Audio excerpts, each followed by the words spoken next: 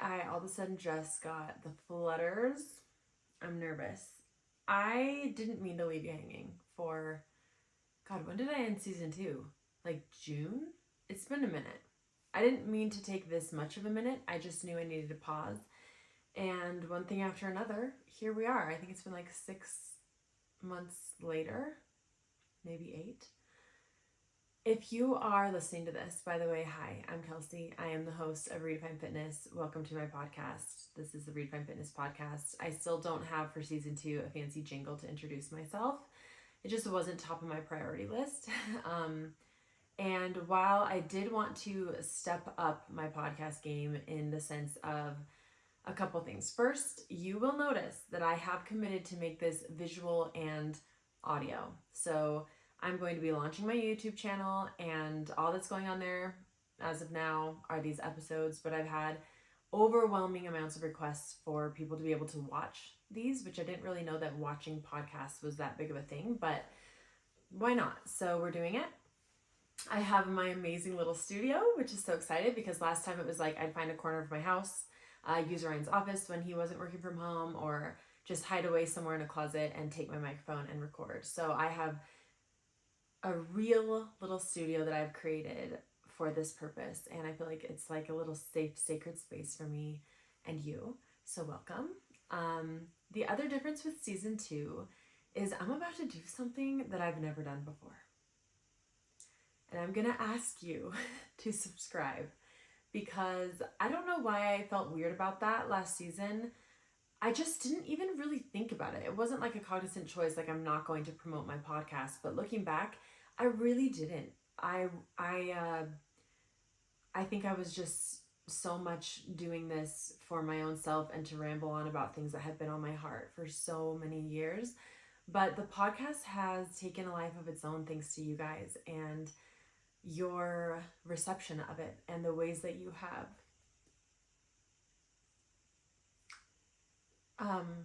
grown and leaned into the things that we talk about and received all of these episodes. So I feel like coming back and really pouring so much more effort, energy, time, and focus into season 2 of this podcast, I also feel like I would be so remiss if I did not endorse it and believe in myself and this space that we've created enough to ask you to subscribe.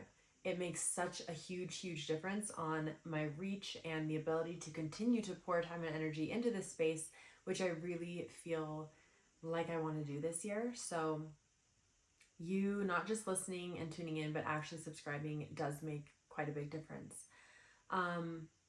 So yeah, please do that. If you want to leave a review as well, that also makes a huge difference. And even a couple words, it means a lot in the way of the podcast success, if you will, but also it means a lot to me. If any of these episodes have resonated with you or connected with you, like the DMs that you guys send me and that I read, if you left those in reviews, it would just mean so much to me. So 2 shifts. I'm going to be asking y'all just to subscribe every episode, like every other podcast, and I'm going to be here talking to you so you can see me. So there we go. Got those 2 things out of the way. It's going to be a little bit of though I'm very used to being behind a camera for my career, it does feel a little bit different doing this and speaking directly to camera, because typically when I'm recording a podcast that is visual, I'm having a conversation with someone else. I'm a guest on a podcast or I have a guest here with me. So when it's a solo episode and it's being recorded, I didn't just want to look into the distance. I wanted to look at the camera because I'm speaking to you who is listening to this. But I'm a little nervous because it is just a little bit out of my comfort zone and what I'm used to doing. So bear with me there too. How are you? I guess I wanted to kind of give a little life catch up. Gosh, it feels like so much has happened since last summer. Welcome to 2024. I don't know about you, but I feel like the energy is immaculate. I feel so grateful. And there's a teaching, I think it came originally from Ram Dass, or I'm not sure. It's definitely not from me. But essentially, if you want to see and find miracles, all you have to do is look around you and see them. And it sounds a little cheesy on the surface, but if you really think about that, I speak a lot, obviously, about how I am by choice a positive person, and how I very much enjoy studying positive psychology and the truth that we can rewire our brains to be more positive people.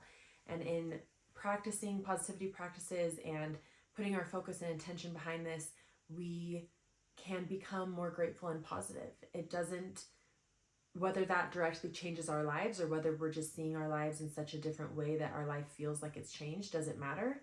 It really doesn't. And I just think this year I have seen so many miracles in the lives of my loved ones and in my own life, and so many victories of people that I love and support online. And that is not to dismiss any of the hardships that are happening, because they are very real, and there are so many.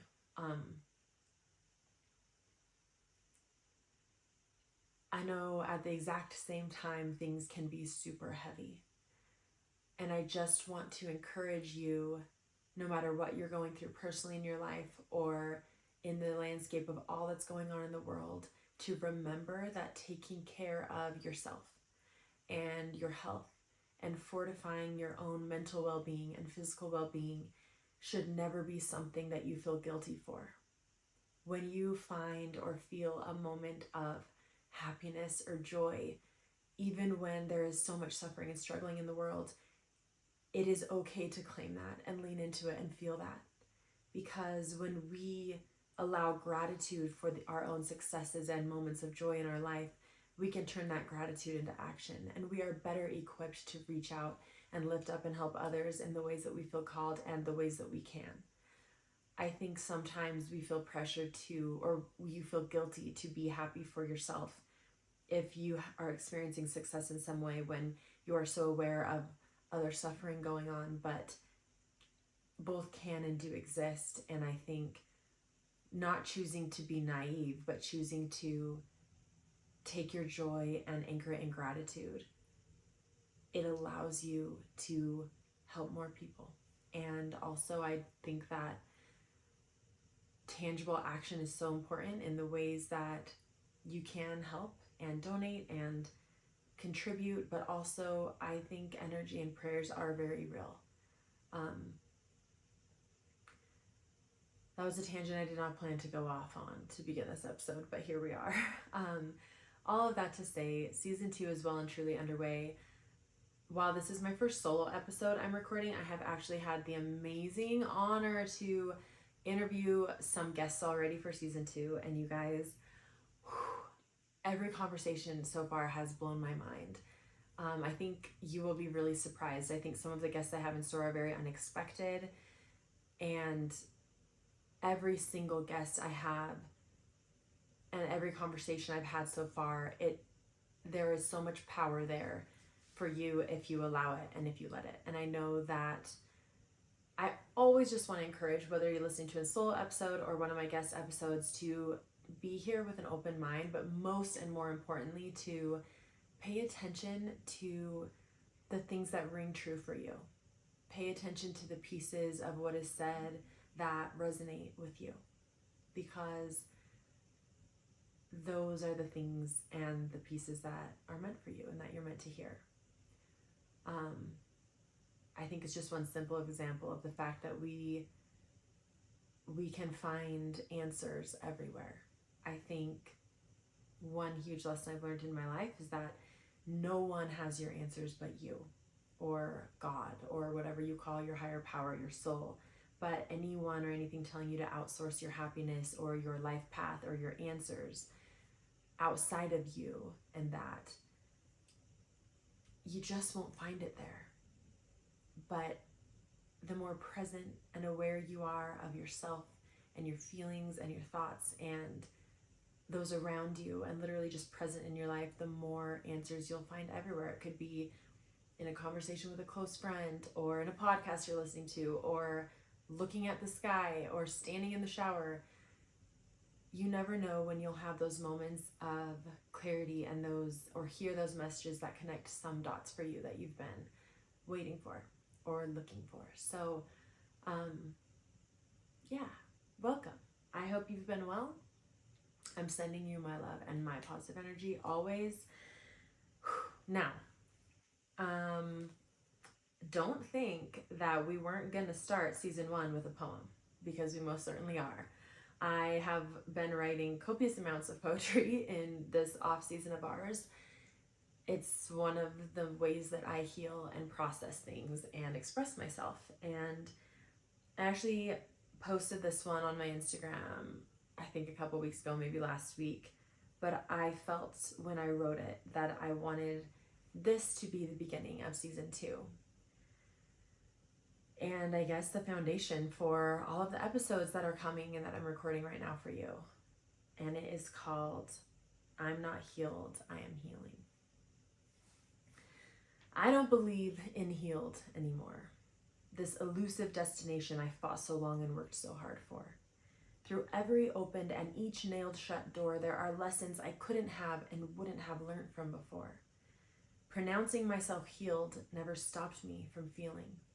No linear line walked that could stop me from reeling and falling and flying and fighting and freeing, eventually seeing I am never behind. I can rest from the climb, and in stillness I find I am everything inside, and so long as I'm living, I'm not healed. I am healing.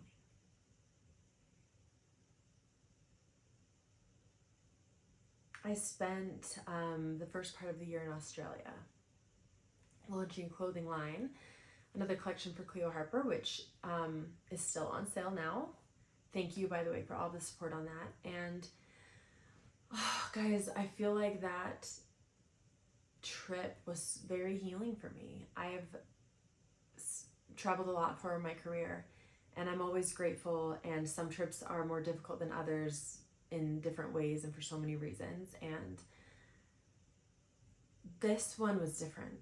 It was my 18th time traveling to Australia, and a place that I've truly grown to love and cherish. And I spent my time in Sydney and in the Gold Coast, which are my 2 favorite places that I've been to in Australia. Ultimately, when I look back on the photos and the content that I created and the memories made that those things represent for me, there's so much joy and freedom. And I see the pictures and I can't help but see like a younger version of me. And I feel like a much younger version of me. I think I worked so hard. The days were long and we were very busy, but overall, I was just able to be more me, and I was more present in what I was doing. And I think that's ultimately the key. But it's like I launched a clothing line with Cleo Harper, my first one, in November of 2022. And it was such a beautiful, positive experience. I love working with those women. They're amazing. The team is wonderful and kind, and that was a beautiful experience, all of that process. And then we launched this one. And I mean, they both did well, but wow, like the support and the success of this collection, especially in those first 24 hours, it blew my mind. I mean, it was overwhelmingly successful, even much more than the first time. And I was spending a lot of time thinking about why, like what's the difference? And I think both the clothing collections are equally beautiful and like well made and attention to detail and all of that. And it really came to me, I think the difference in the success, or one of the big differences, is that I believed in myself. And that's a very overly simplified way to say, or oversimplification of saying. The first time, I think I had a lot of imposter syndrome. I think in the back of my head there was these voices saying like, you know, you can sell or you can create successful workout programs, but like, what are you doing something else or trying something else, and this isn't going to work, or it's not going to be well received. And there was a lot of doubt. And so while I like announced the collection and kind of talked about it, I didn't really get behind it in the way that I would support something that I truly was passionate about. And this time, it wasn't even a cognizant choice, but looking back, I realized the difference is that I was so loud about it. I posted about it so proudly, and I got on my stories and I hyped it up, and I I mean, I had no problem being proud of myself and speaking about something that I've made, that I worked so hard on, that I felt good about. And I have to believe that that has something to do with the amount of reach that we had and the awareness around the collection and the marketing and the PR that we were able to get. And I had such a beautiful team to help me. And even that is a result of me believing in myself, because I went out on a limb and I hired support, not just for this, but for so many things in my career. And so all of that to say, it resulted in me being able to be back in one of my favorite places and feel so differently. And that difference, I think, stemmed from, again, being present and being able to feel like I am who I am and I am as I am. And I was at this beach, and it was a beach that I went to the very first time I'd ever been to the Gold Coast, which was actually before I ever signed with Sweat. It was back in 2016. And I remember walking on that beach for the first time, and Ryan was taking some photos of me. He was able to come with me on that trip. And when I looked back in my camera roll to find those photos, there were 2 of them. Because I remember hating them so much and feeling so self-conscious in all of them that I deleted them. And it makes me sad, you know, it makes me sad now. Like, I wish I had those. And it's not the only time in my life that I've done that, right? But looking back at those 2 photos from that time and unpacking all that was there, how I couldn't see myself, and I definitely think I was dealing with some distorted body image and just my struggle with confidence and coming into myself. And I had just lost my religion, and it was a huge loss of identity for me. And I was very much broken. And I was also at that point very much focused on getting healed.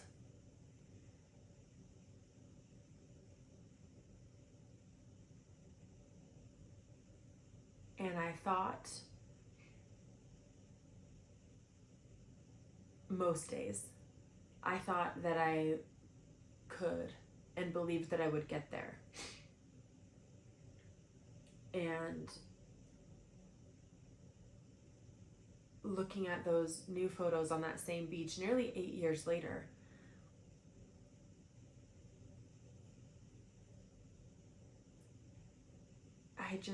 that poem came to my heart, because I just realized, like, I don't believe in being healed anymore. It's not what I thought. I am such a different woman than I was 8 years ago, the last time I stood on that beach, or the first time I stood on that beach. I never could have ever fathomed that I would be there to launch a massive collection that I meticulously designed for the same brand that had brought me out the first time to model for them. I couldn't have imagined having my team take 1 million photos and videos of me on the beach, and me loving them all and not caring and just cherishing the memories and playing and having fun and not giving a shit who's looking or watching or who's there or who might be there or whatever. And I just realized, like, similar to self-love and the way that I speak on self-love, your healing journey, I think it's kind of like very on trend right now to be like in your healing journey. I love that. But I think we need to have a caveat to that, that is understanding that it's always a journey. And healing, much like self-love, is not a place that you arrive at. It's not a destination that you get to after all of this work. It's not like an accomplishment or a trophy that you receive after going through hell or whatever. It's, you live from self-love. It's a state of being. It's an embodiment. And now that's how I look at healing. I don't believe in healed anymore. I will never arrive at a place in my life where I'm like, yep, I'm all healed up. I'm perfect now. Like, what does that even mean? And even in the sense of certain things, you can heal from your struggles with eating. You can heal your relationship with exercise to be more positive if it is negative. Your body can heal. My ankle has healed so much from my injury and my surgery and my recovery. And there are things that we can be healed from, but even those things are never linear. And when you stop looking at them linearly, and when you stop waiting until this point of arrival, until you've healed from something, you free yourself to understand that there is no shame if your path doesn't look like you think it should. If the same trigger comes back around again, if you face the same struggle that you thought you healed from, that's doing a disservice to yourself. Because even if you struggle again with the same damn thing, it doesn't mean that you failed. It doesn't mean that you have regressed. It doesn't mean that you are weak. You are a different version of you than the last time that you faced those things.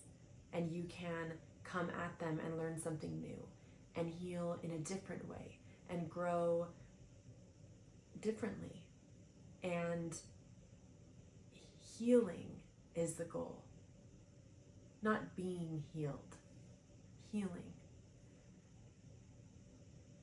It's not a destination, being healed. It's, I believe, ultimately like why we're here. Humanity is everything. It sounds cliche, but we really wouldn't know or cherish or understand the emotions such as elation and joy and peace and being grounded if we had never experienced emotions such as fear or panic or grief or heartache. And as we heal and as we continue to expand and as we continue on our journeys of healing, that expansion grows in so many ways.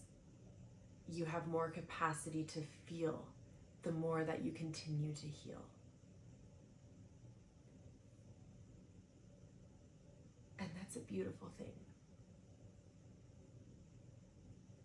I was talking to a friend the other day. We were driving, and I can't remember how the topic came up, but we were talking, we were emotional. We'd gotten some really great news, and I just said, like, I am elated. Like, my heart is so happy. I can't put words to it. And she said, me too. And I was just like, do you feel that? And she was like, yeah. And I'm like, isn't that incredible? Like, the fact that we can feel, you can be with people and share emotion, such deep emotion, or you can be alone and feel and like have the capacity to hold such deep emotion. And it used to panic me whenever I was overwhelmed with feeling, whether it was good or bad. I think, oh my God, how am I going to describe this? Like, how can I articulate this? And it would panic me a little bit when I couldn't put words to or describe adequately what I was feeling. But then one day it hit me, like, is that not such an astounding witness of the divinity of our humanity, that we as human beings have the capacity to feel far more deeply than any words in any human language could describe? That's amazing. When words fail, feel. And now in those moments, whether it's looking at Anderson and Ryan doing literally anything and I just get so overwhelmed, or whether it's seeing someone I love conquer something or come out on the other side of something, or whether it's heartache, when I get overcome with emotion, I'm always so grateful. And I always just remind myself, if words fail, just feel. Just pause and allow all of that feeling to come, because it's gonna go. Because feelings never stay. And that's beautiful.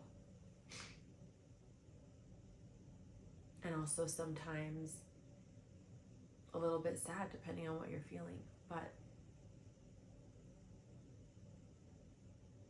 whatever you're facing in life right now and whatever healing journey you're focused towards, I would just encourage you to remember that you are doing so much better than you think you are. And when it feels like the road won't ever end, that's exactly right. But I don't think it's supposed to. As long as we are living, we have the capacity to be healing and feeling and living. And as the poem said, there are so many lessons and insights that I now have from this very up and down journey, my healing journey post my faith crisis, that if I had faced these things the very first time around, those 8 years ago when I was first on that beach, I wouldn't have and I couldn't have learned from them before. I wouldn't have understood. And so even though sometimes it feels like doors are slammed shut from us, or other doors are flung wide open that we might not have seen coming or are fearful of, behind every door there is more. There's more learning and lessons and healing to be had. And if certain doors are shut, it's because you're not meant to walk through them yet. And if other unexpected doors are open, it never makes sense to think, wow, I wish I could have or should have done or seen this earlier in my life, because maybe you wouldn't have then. But you're here now. And I don't think it serves you to be anything but proud of every single past version of you and everything you've been through.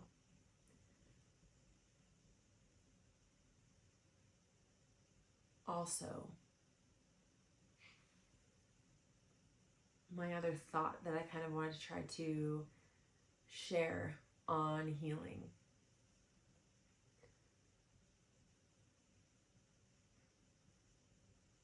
I do think that, and I may have kind of talked about this in an episode towards the end of last season, I'm not sure, but it was certainly my focus that I really learned and saw in the retreats that I hosted last year, was that so often the growth and healing that we seek won't be found in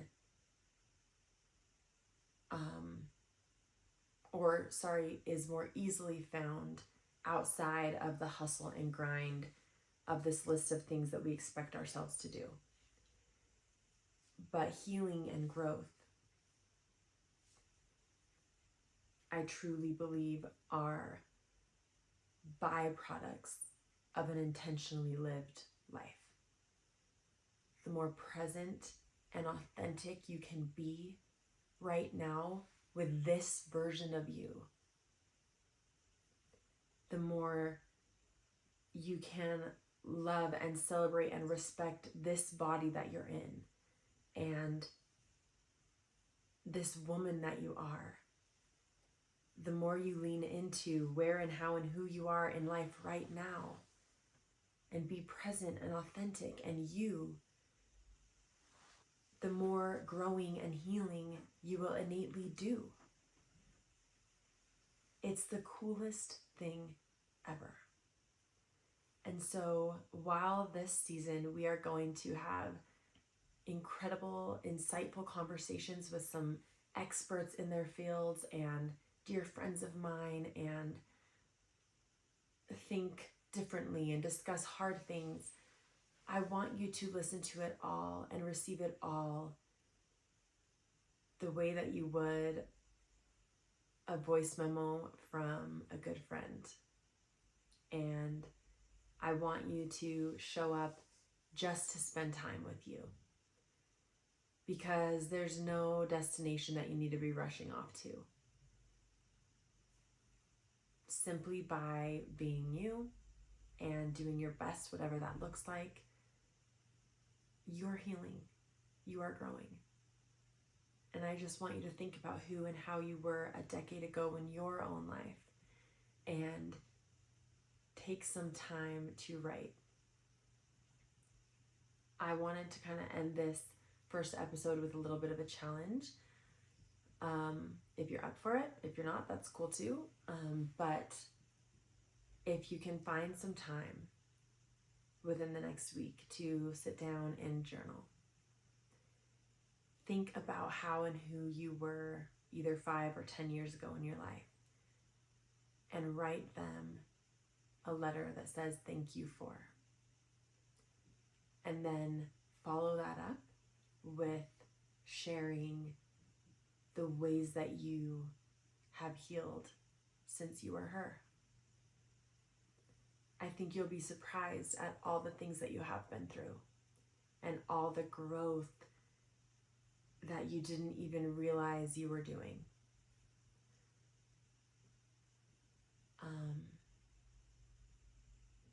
Yeah. I'm Kelsey Wells, and this is Redefine Fitness Podcast. Welcome to Season 2.